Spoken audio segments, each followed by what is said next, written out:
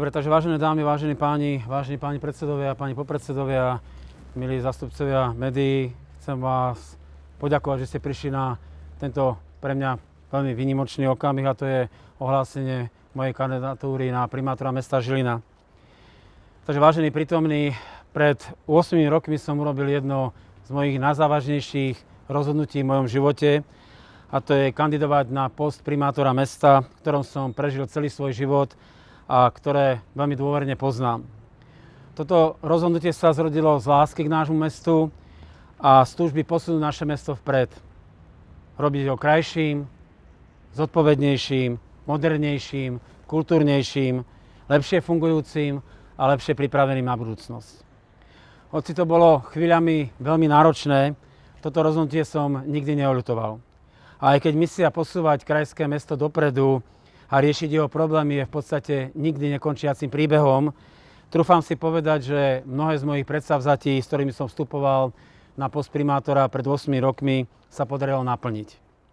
Investovali sme v posledných rokoch vo veľkom do menších, ale aj väčších verejných priestranstiev, zrekonštruovali sme množstvo vnútroblokov, navýšili sme zásadne investície do starostlivosti o zeleň a o čistotu v uliciach.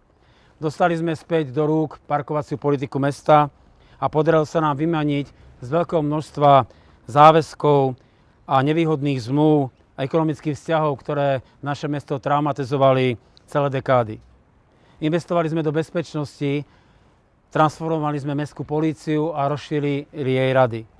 Vysadili sme tisícky stromov a 10 000 kvetov a kríkov a tým sme chceli urobiť naše mesto, aj sme robili naše mesto krajším a privetivejším pre život. Športová infraštruktúra v našom meste zažíva asi najväčší boom za posledné dekády, určite v tom povednom období. Takisto rekonštrukciami a obnovami prešla veľká časť našich školských zariadení, materských škôl, základných škôl a takisto aj školských areálov. Kompletne sme obnovili verejné osvetlenie v našom meste a okrem toho aj celý vozidlový park našej mestskej hromadnej dopravy, ktorá má dneska nové depo a nové zázemie, ktoré patrí k najmodernejším na Slovensku. Žilina je dnes mestom kvalitného športu, veľmi kvalitnej kultúry a je centrom inovácií. A to nielen v silnej pozícii našej Žilinskej univerzity, ale aj iným inštitúciám, ako je inštitúcia Inovia alebo IT Cluster a ďalšie inštitúcie, ktoré v meste vznikli v poslednom období a ktoré našli v našom meste privetivé a podporujúce prostredie. Ustáli sme pri tom všetkom množstvo veľmi mimoriadne náročných kríz. Začíname tou covidovou, potom prišla utečenecká kríza, energetická kríza, kríza vo financovaní samospráv, v súčasnosti konsolidácia, ale aj veľmi malé krízy, ktoré naše mesto posúvali vpred a dnes sme pripravení veľmi efektívne tieto krízy riešiť. A cez to všetko sme naše mesto, našu Žilinu udržali finančne veľmi zdravú. Dnes máme jeden z najnižších dlhov, čo sa týka krajských miest v našej krajine.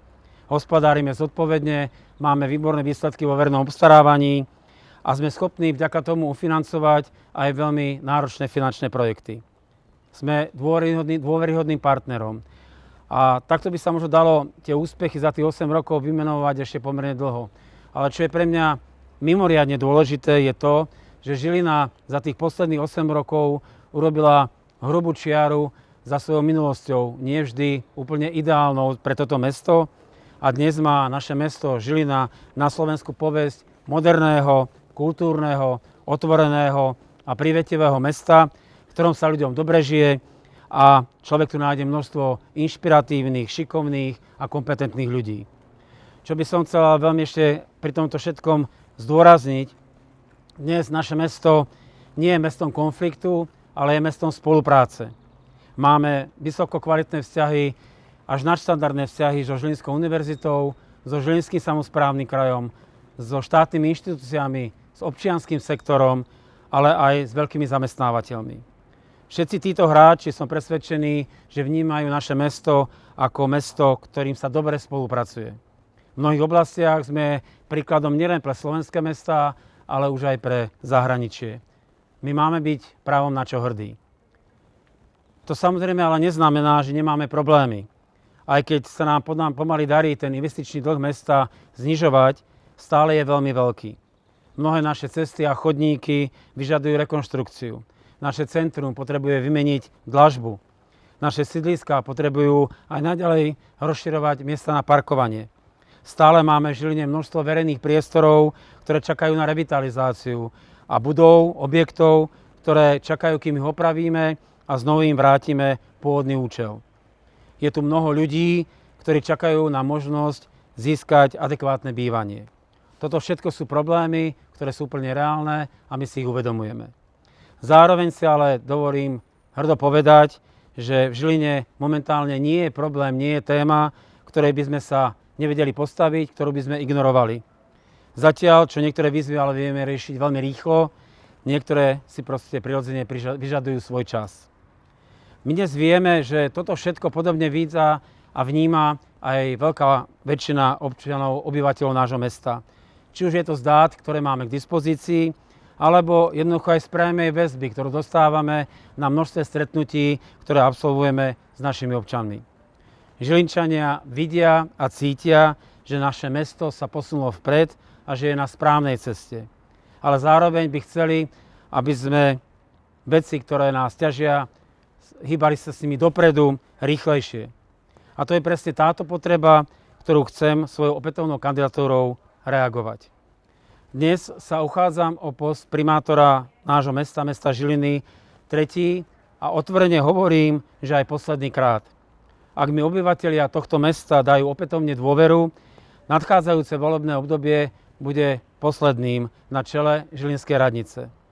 Kto ma pozná, vie, že som športovec, že som bežcom na dlhé trate a v závere zvyknem zrýchlovať. A to je presne to, čo chcem Žilinčanom ponúknuť aj do nadchádzajúceho volebného obdobia. Rýchly a dôrazný finiš, výraznú akceleráciu v kľúčových témach, na ktorých nám všetkým v našom meste záleží. Ako to chcem dosiahnuť? 3 základnými spôsobmi. Za prvé, postavíme silnú koalíciu do mestského zastupiteľstva. Dnes, ako vidíte, tu za mnou nestojím tu sám, ale tu za mnou stoja kandidáti na poslancov na spoločnej kandidátke strán Progresívne Slovensko, Kresťansko-demokratické hnutie, Demokrati a Sloboda a Solidarita. A vítam tu aj lídrov, pánov predsedov a pánov podpredsedov týchto politických strán. Ďakujem im, som hrdý a veľmi si to vážim, že môžem kandidovať aj do tretice ako nezávislý kandidát s podporou práve týchto politických partnerov, týchto politických subjektov. Toto spojenectvo dáva Žiline šancu, že budúce mestské zastupiteľstvo bude jednotné a bude schopné presadzovať aj náročné riešenia s väčšou razanciou, než tomu bolo doteraz, a že Žilina bude mať silnú podporu pre svoje ambície aj na národnej a parlamentnej úrovni. Druhou garanciou zrýchlenia je, že ponúkam Žilinčanom spojenie dvoch zdanlivo protichodných vecí, a to je skúsenosť a nová krv. Na jednej strane skúsenosť, rozvaha a zodpovednosť, ktoré som ako primátor tohto mesta nadobudol a presadzoval počas 2 volebných období na úrade. A na strane druhej čerstvá energia, ráznosť, odhľadanie nových tvári, nových lídrov pre Žilinu, ktorí za mnou mnohí tu nás stoja a ktorým budem česť mať s veľkou radosťou predstaviť v bližšom období spolu aj s našimi základnými programovými prioritami. A je to práve toto spojenie skúseností a novej energie, ktoré prinesieme to, čo Žilinčania požadujú. Zachovanie správnej cesty, na ktorej Žilina dneska je, a zároveň akceleráciu riešení v najdôležitejších projektoch a najdôležitejších riešeniach. A tým sa dostávam prirodzene k tretiemu faktoru, ktorým zabezpečíme zrýchlenie.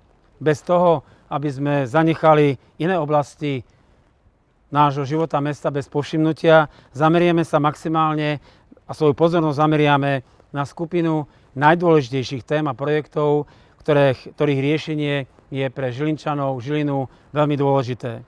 Dostupné bývanie, doprava a parkovanie, zeleň, čistota a kvalitný verejný priestor a ešte bezpečnejšie ulice.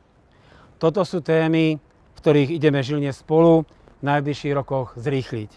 Spolu a rýchlejšie vďaka skúsenému týmu odborníkov, spolu a rýchlejšie vďaka silnej politickej podpore a vďaka spojeniu skúseností a novej energie. Spolu a rýchlejšie pre naše mesto, pre Žilinu. Ďakujem pekne a teraz by som rád odozdal slovo pánovi Trubanovi za stranu Progresívne Slovensko. Ďakujem veľmi pekne. Ja som veľmi rád, že sa primátor rozhodol znova kandidovať ďalšie volebné obdobie a som zároveň aj veľmi rád, že ho môžeme ako Progresívne Slovensko, ale aj ostatné opozičné strany podporiť. Pána primátora sme sa rozhodli podporiť, pretože máme rovnaké hodnoty. Snažíme sa veci správovať transparentne, inovatívne a neustále posúvať dopredu a to je presne to, čo aj pán primátor robí tu v Žiline.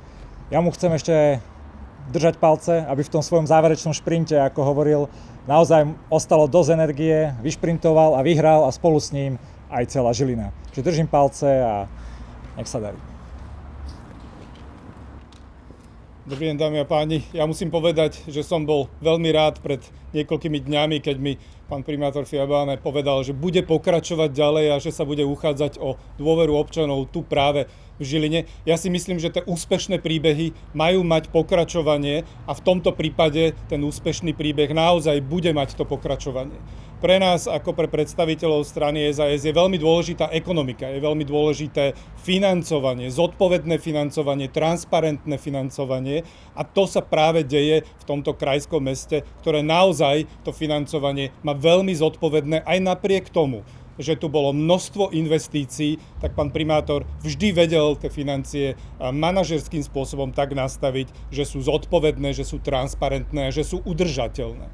Naša spolupráca v rámci ministerstva školstva a mesta Žiliny bola naozaj nadštandardná a tak ako aj spomínal, dúfam, že budeme v tomto pokračovať, že sa bude rozvíjať školstvo, že tak ako sme investovali do základných škôl, ktoré sme zrekonštruovali, ako sme investovali do materských škôl, ako bolo tu podpora jednotlivých športovísk, takže tento príbeh bude pokračovať aj ďalej a naozaj aj segment školstva, ktorý je veľmi dôležitý pre každé krajské mesto, bude pokračovať aj ďalej. Ja takto oficiálne teda chcem potvrdiť, že strana SAS bude podporovať pána primátora Fiabáneho v rámci kandidatúry na primátora Žiliny a spoločne, či už ja osobne, alebo aj krajský predseda pre Žilinský kraj Michal Uherčík, urobíme všetko preto, aby táto kandidatúra bola úspešná, aby to bolo pokračovanie toho úspešného príbehu, ktorý v prvom rade pocítia všetci občania tu v Žiline. Ďakujem veľmi pekne a dovolím si ešte takto. Dámy a páni, Peter Fiabáne za posledné roky, keď vykonával funkciu primátora Žiliny, preukázal, že dokáže viesť mesto zodpovedne, pokojne, ale zároveň, že dokáže načúvať ľuďom. V mediálnom priestore v týchto časoch zažívame veľa nenávisti a strašne veľa populizmu. Preto o to viac ja osobne, aj my v KDH si ceníme, ak niekto pristupuje k správe vecí verejných pokojne, vecne, konštruktívne, načúvajúc aj iným názorom. Preto si myslím, že Peter Fiabáne je dobrým kandidátom aj do tretice na primátora mesta Žiliny a KDH ako konzervatívna strana, verte mi, že vie pokojne a zodpovedne vyhodnotiť, že niekedy netreba za každú cenu veci meniť, ale to, čo funguje, treba podporiť, dať tomu novú energiu. Ale čo osobitne oceňujem, pán primátor, osobitne to oceňujem, a to chýba v mnohých mestách, v mnohých politických stranách, že nedávame priestor mladým ľuďom a novej energii a novej sile. A toto je významným motívom aj tejto tretej kandidatúry pána primátora. Preto mu chcem zaželať, aby dokázal sklbiť tú skúsenosť s mladou energiou, aby dokázal dať priestor mladým ľuďom, aby vedeli vyrásť, prebrať zodpovednosť, aby sa nikto nebal ísť do vecí verejných a do verejnej služby. Tak aj preto KDH bude podporovať v týchto voľbách Petra Fiabáneho na primátora mesta Žiliny.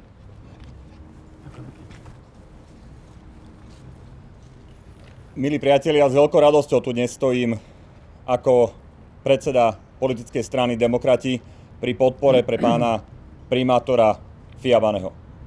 naozaj preukázal v ostatných 2 volebných obdobiach veľkú mieru konštruktívneho dialógu, vynikajúcich výsledkov, transparentnosti, veľkej miery rozumných investícií, dobrého manažmentu. Ja si spomínam tiež, ako som chodil sem do Žiliny ako bývalý minister obrany. Žilina samozrejme je spätá s rezortom obrany, je tu jedna z najvýraznejších súčastí. Špeciálne jednotky tu sídlia.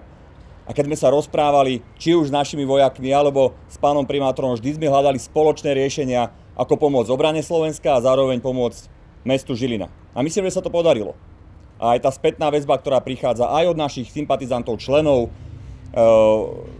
predstaviteľov okresnej, krajskej organizácie tu v Žiline je veľmi pozitívna. Preto s veľkou radosťou budeme držať palce a podporovať všetkými silami pána primátora Fiabaného, aby opäť úspel. Aj keď nám povedal, že toto má byť jeho posledné volebné obdobie, čo treba rešpektovať a treba to aj oceniť, že to takto dopredu povie, urobí takýto verejný záväzok. Zároveň verím, že ako športovec, ktorý rád beháva dlhé trate, tak to najlepšie si nechal na záver. Všetka tá energia, ktorá je potrebná na to celkové víťazstvo, príde. Držím veľmi palce pánovi primátorovi, urobíme všetko preto aj my demokrati, aby úspel v týchto voľbách a aby Žilina mohla pokračovať v tej dobrej ceste, ktorú začal. Všetko dobré a tešíme sa na spoluprácu.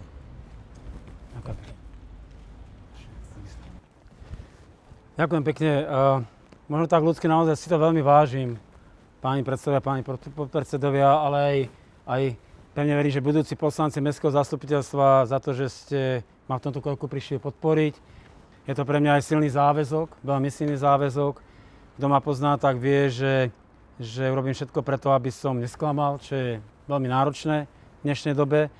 Chcem poďakovať všetkým prítomným, vidím medzi vami aj kamarátov, ktorí ma podporujú v živote. Som na to veľmi vďačný.